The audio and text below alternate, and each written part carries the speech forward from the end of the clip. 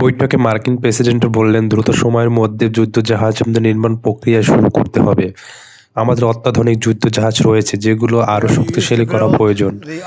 আমরা আরও অত্যাধুনিক প্রযুক্তি ব্যবহার করে শক্তিশালী যুদ্ধজাহাজ তৈরি করতে পারব, যেগুলো যুদ্ধক্ষেত্রে আরও কার্যকর ভূমিকা রাখবে বলে ধারণা করা হচ্ছে। এদিকে কমছেই না যুক্তরাষ্ট্র ও ভেনেজুয়েলার মধ্যকার উত্তেজনা।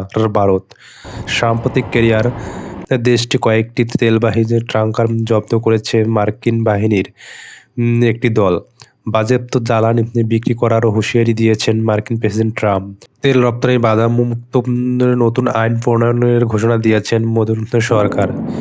ভেনেজুয়েলার পাশে থাকার আশ্বাস দিয়েছেন রাশিয়া ও চীন। দীর্ঘদিন ধরে সামরিক তৎপরতা বাড়াচ্ছে যুক্তরাষ্ট্র।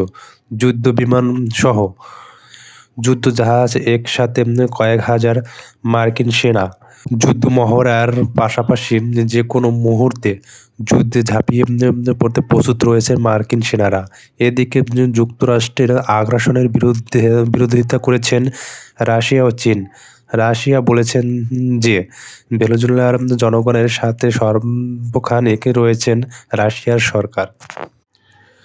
মার্কিন স্ট্রাইক ও সামরিক চাপ বৃদ্ধির লক্ষ্যে মার্কিন কোস্ট গার্ড ও সামরিক বাহিনী সাম্প্রতিক সময়ে সন্দেহভাজনজনক ড্রাগ বিতরণকারী জাহাজের হামলা চালিয়েছেন, যেখানে কয়েকজন নিহত হয়েছে ও এর জন্য অনুসন্ধান চালাচ্ছে। স্থানীয় সময় গত ডিসেম্বরে হামলা চালানো হয়। বিশ্লেষকদের মতে, মার্কিন প্রশাসন বলেছেন এই অভিযানগুলো মাদক সাম্রাজ্যকে দমন ও অস্ত্র প্রযুক্ত কার্যক্রম হিসেবে চালিয়েছে। মাদুরো এবং ভেনেজুয়েলার সরকার এটি ইন্টারন্যাশনাল আইন লঙ্ঘন ও আক্রমণ হিসেবে আখ্যায়িত করেছেন। এখনও দুদেশের মধ্যে আনুষ্ঠানিক যুদ্ধ ঘোষণা হয়নি, তবে সামরিক চাপ ও সংঘাতের ঝুঁকি বেড়েই চলছে।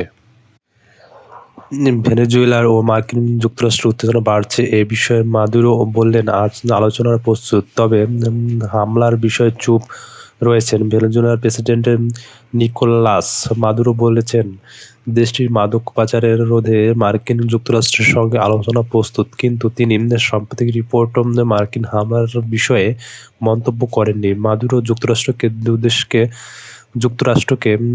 দেশকে দুর্বল করার চেষ্টা করছে বলে অভিযোগ করেছেন।